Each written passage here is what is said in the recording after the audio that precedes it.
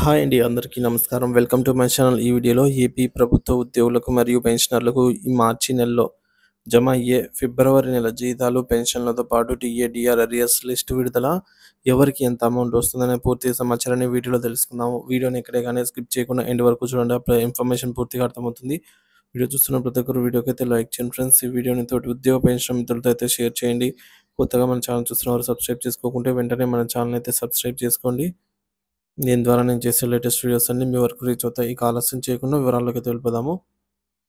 So friends, గత కొన్ని కారణాల వల్ల అప్డేట్స్ కారణంగా సాలరీ బిల్లులో ప్రాసెస్ అయితే ఆలస్యమయ్యేది.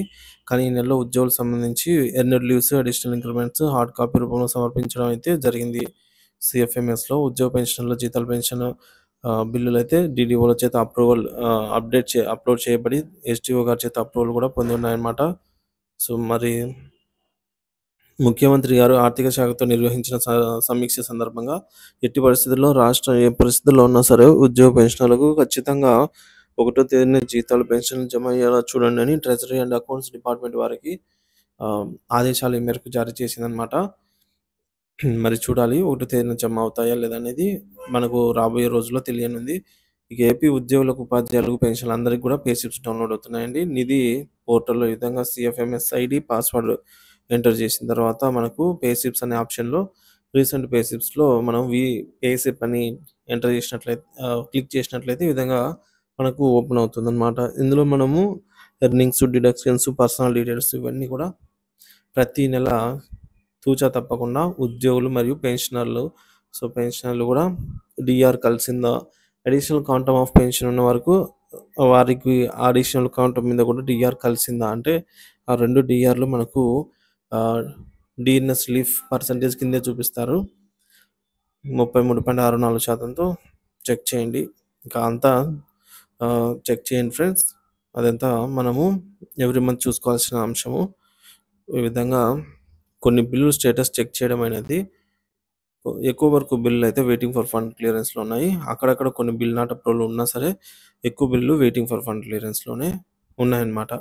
ఇక ఎస్టీఓ గారి పరిధిలో ఇప్పటివరకు అప్రూవల్ అయిన బిల్లులు తిరుపతి, మార్కాపురం, ఒంగోలు, గుంటూరు, మదనపల్లి, రాజమహేంద్రవరం, సత్తెనపల్లి, నెల్లూరు, మచిలీపట్నం, కైకలూరు, కర్నూలు, అద్దంకి, కడప, తెనాలి, బొబ్బిలి తదితర అప్రూవల్ అయినటువంటి వివరాలు Kovvur, Nellore water resource department, Anantapuram, Chintalapudi, Eluru, Vijayawada west, Prakasam జిల్లా పోలీస్ డిపార్ట్మెంట్ వారికి, నెల్లూరు ఎడ్యుకేషన్ డిపార్ట్మెంట్ వారికి, Madakasira animal husbandry Kurnool, Eluru, Razole, railway court, Seethammadhara, Parvathipuram.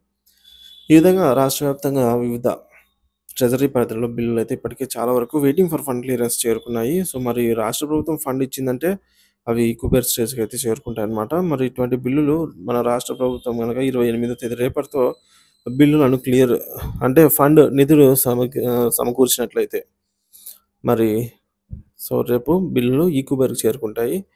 లేదంటే మనకు తెలిసిందే అండి, గత నెలలో కూడా మనకు 1వ తేదీన శనివారం పడింది.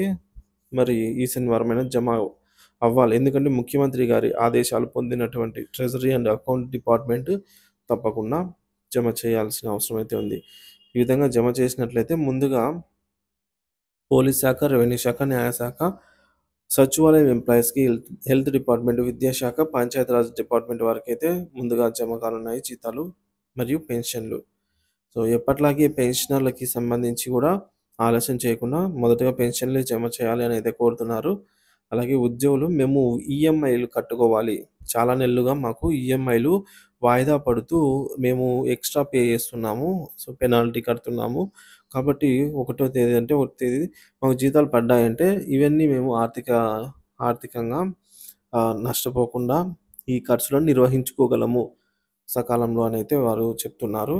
అలాగే పెన్షనర్లు కూడా ఎవ్రీ మంత్ మేము తీసుకోవాల్సిన మెడిసిన్ ఏదైతే ఉందో అది కానీ, అలాగే చెకప్స్, రెగ్యులర్ చెకప్స్, అలాగా ఇవన్నీ కూడా మాకు ఇబ్బంది అవుతుందని చెప్తున్నారు. అలాగే ఇప్పటివరకు బిల్లులు అయితే అప్రూవల్ అయ్యాయి. మరి చూడాలండి, అవి waiting for fund clearance stage నుంచి ఈ కుబర్కి అయితే వెళ్ళాలి మరి రేపటి లోపల, రేపు ఈవినింగ్ వరకు. ఇక పెన్షనర్లకు ముఖ్య గమనిక ఏంటంటే ఈరోజు రేపే లైఫ్ సర్టిఫికేట్ సబ్మిట్ చేయడానికి లాస్ట్ రోజులు. ఇంకా సబ్మిట్ చేయాలంటే మనము మాన్యువల్గా సబ్మిట్ చేయాల్సిందే. సో మళ్ళీ తర్వాత ప్రాసెస్ అంతా మీకు తెలిసిందే అండి. So, manual process. తర్వాత టైం అయిపోయింది. ఎందుకు సబ్మిట్ చేయలేదు? ఏమిటి? ఇవన్నీ అడుగుతారు. మనము సరైన ఎక్స్‌ప్లనేషన్ ఇచ్చుకోవాలి. తర్వాత రాపోండి అంటారు.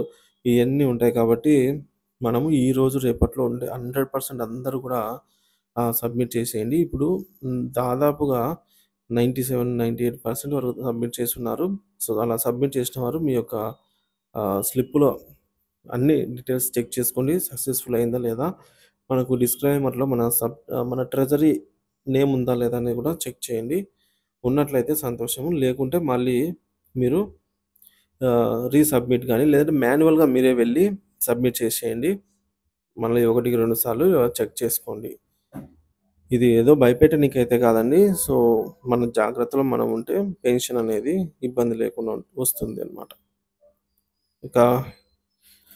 ఇక డిఏ, డిఆర్ బకాయిల గురించి చూసుకున్నట్లయితే గతంలో ఇచ్చినటువంటి జీఓఎంఎస్ నంబర్ 28 ప్రకారంగా మనకు 26.39% ఉన్న డిఏ, డిఆర్ 30.03% చేరుకుంది.